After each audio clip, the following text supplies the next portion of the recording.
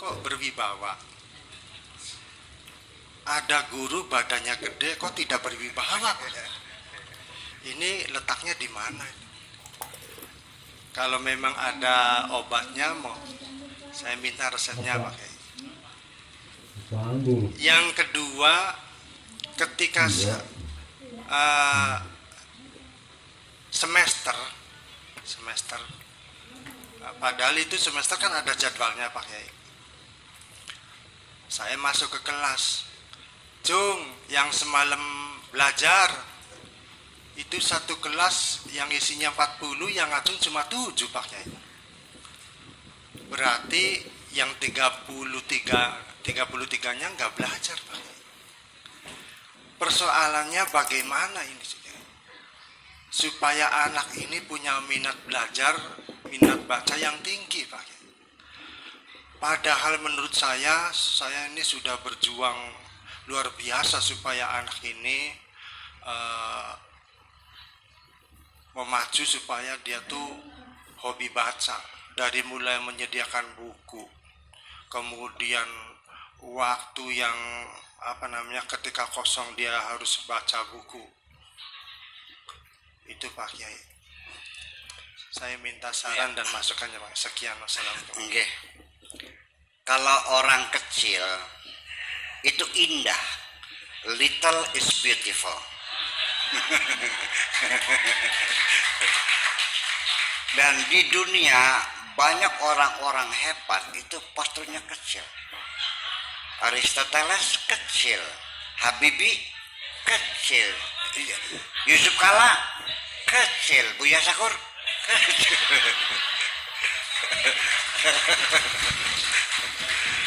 Jadi orang kecil ini merengkel. Jadi saya kira memang betul kewibawaan ini tampilan. Saya tidak mengurangi dengan postur tubuh yang besar, sebenarnya kan lebih berwibawa kan.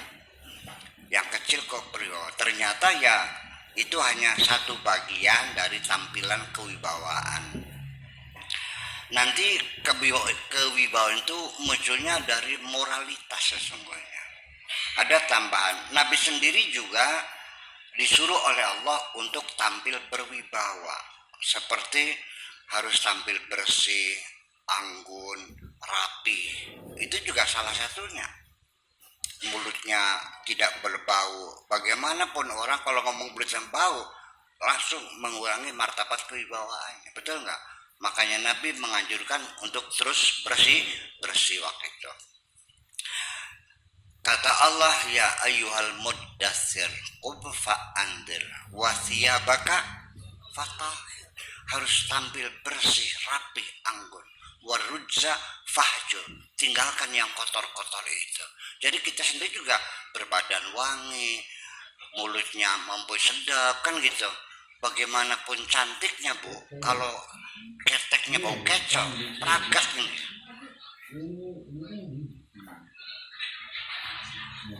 Orang doyan. Iya, itu makanya jadi kebersihan salah satunya. Kemudian postur tubuh memang betul.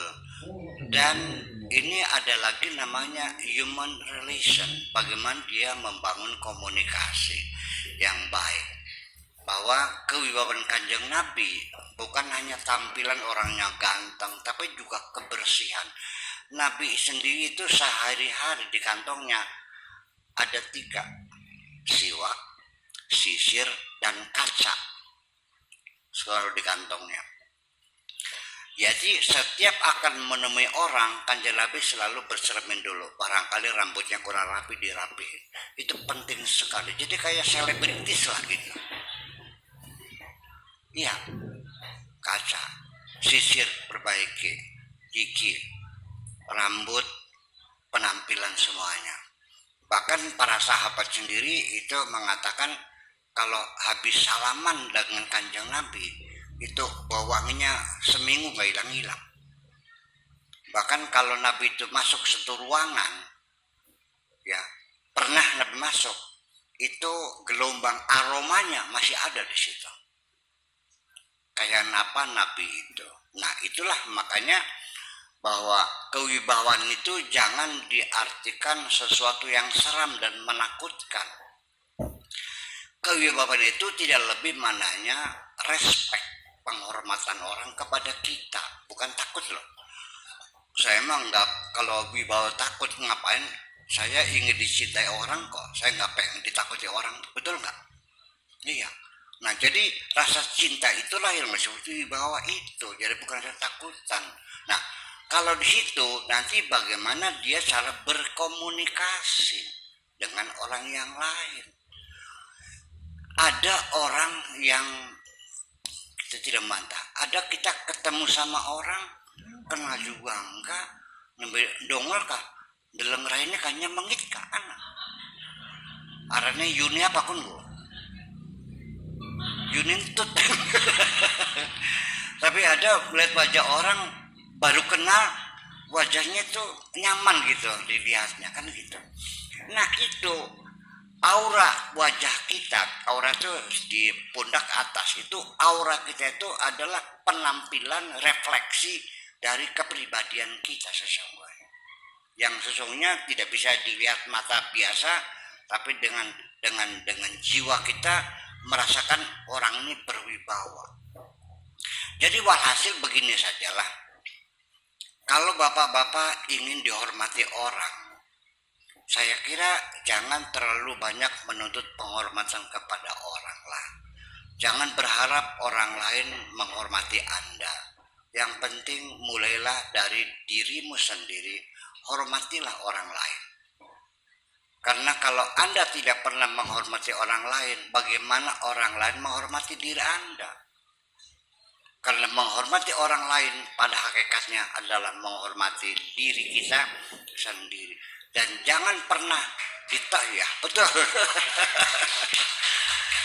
Jangan sampai kelihatan orang Anda minta dihormati, nyemengit.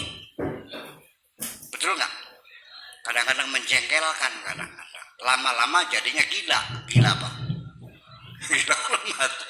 Itu. Jadi kita mulai saja dulu, hormatilah.